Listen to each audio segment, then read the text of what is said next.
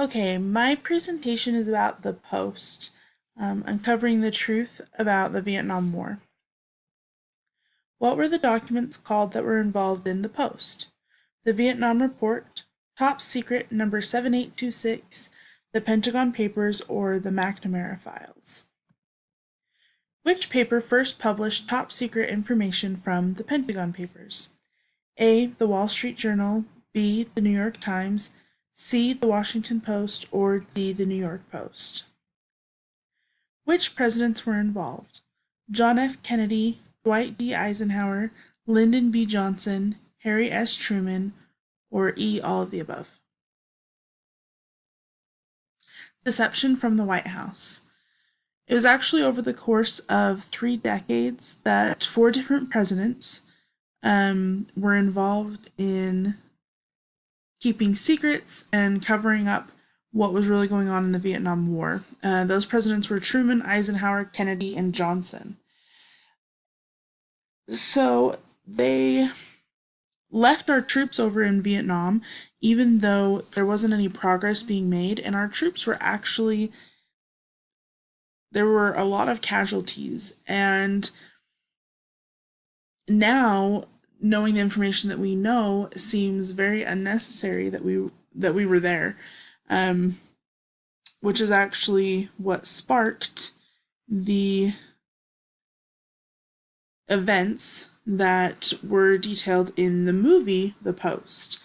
So I have the official trailer right here, which is it's actually very interesting, and it gives a lot of information about the movie. But I can't play it while I'm recording this, so I will play it when I'm actually doing my presentation. Okay, so the Pentagon Papers. These papers were a study that was done by the Department of Defense. It was a top secret study that was on the U.S. political and military involvement in Vietnam from 1945 to 1967. So the Vietnam War dragged on, and we had more than 500,000 U.S. troops in Vietnam by 1968, but they weren't really making any progress. So all of the progress reports that the government released to the American public were not really factual. They hid a lot of the details about the casualties and the unsuccessful maneuvers that were going on in Vietnam. So Daniel Ellsberg, this is a picture of him right here. He was a military analyst who worked under the Secretary of Defense, Robert McNamara. And he actually spent 2 years in South Vietnam working for the Department of Defense. And he saw what was really going on over there. And he worked on the Pentagon Papers, and so he knew a lot of the truth.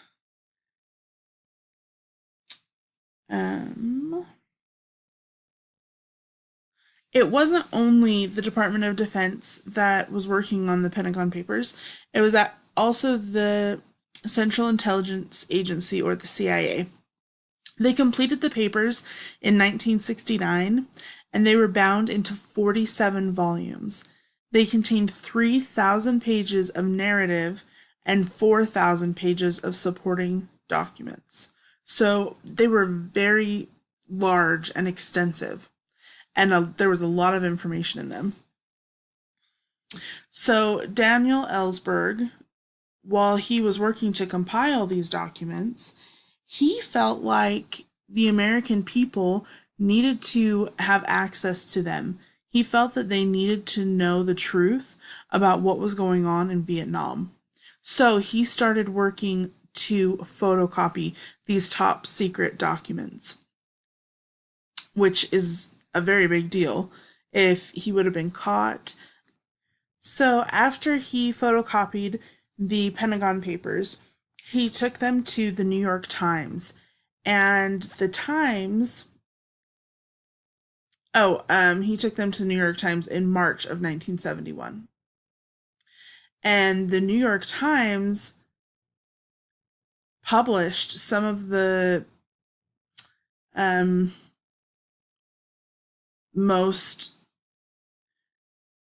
damaging secrets about the Pentagon Papers that really painted the government in a very bad light, especially the information about President John F. Kennedy's administration's involvement with the assassination of the South Vietnamese president in 1963.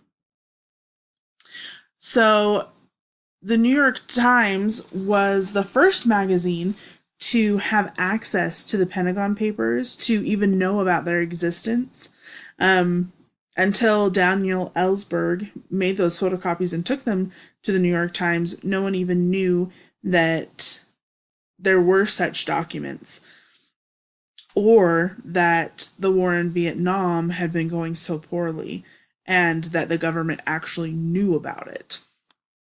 As you can imagine, the US government was not very happy about their top secret information being leaked.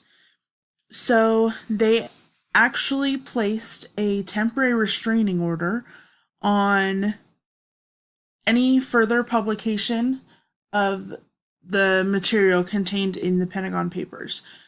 They argued that it was detrimental to US national security. So one of the really amazing things, and one of my favorite parts of the movie The Post, is when the publisher Kay Graham has to make a decision about whether she is going to stand by the New York Times and publish information regarding the Pentagon Papers. So just a little background information about Kay Graham. She inherited the Washington Post when her husband died. And, back in that time, in the 60s and the 70s, women really weren't known for being leaders and having such high positions. And she was the owner and publisher of this newspaper. And she really had to fight to show that she was worthy of it.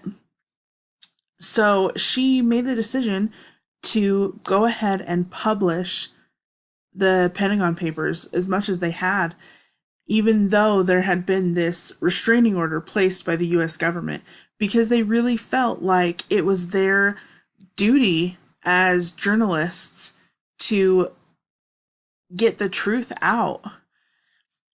They felt like it was their First Amendment right. So this actually went to the Supreme Court.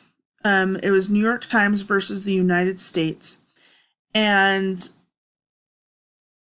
the Washington Post joined in with the New York Times when they chose to print the information contained in the Pentagon Papers. They joined themselves with the New York Times, and lucky for them, the Supreme Court ruled 6-3 in favor of the New York Times and the Washington Post. They said that the government had failed to prove that there had been any harm to national security, and that the publication of the papers was justified under the First Amendment, the First Amendment's protection of the freedom of the press. And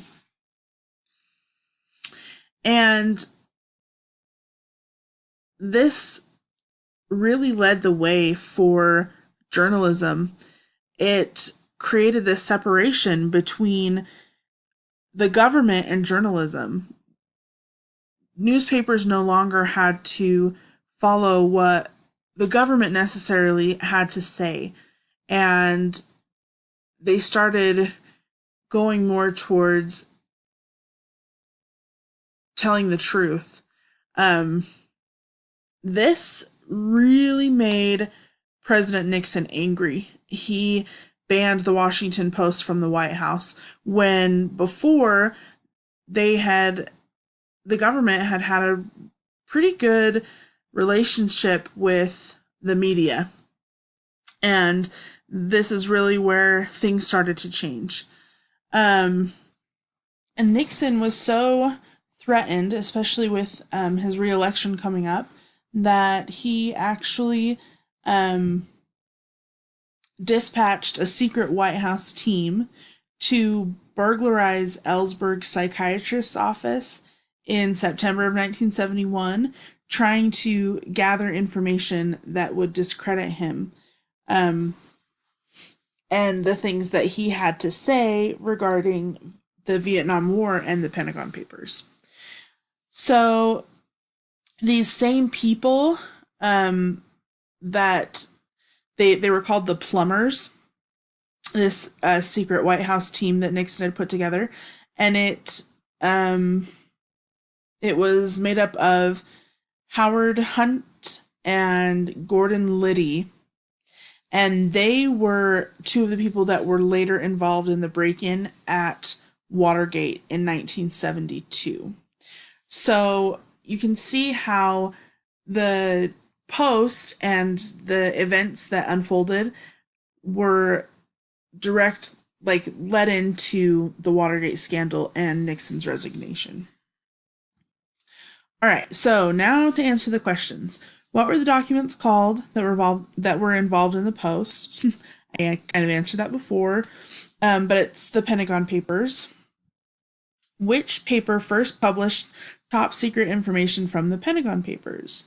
So this one was a little bit tricky because it was actually the New York Times. The Washington Post, obviously that's what the movie is about, and they get a lot of credit for what they did, but the first people to publish it were the New York Times. Okay, and which presidents were involved? All of them. John F. Kennedy, Dwight D. Eisenhower, Lyndon B. Johnson, and Harry S. Truman. And that's it.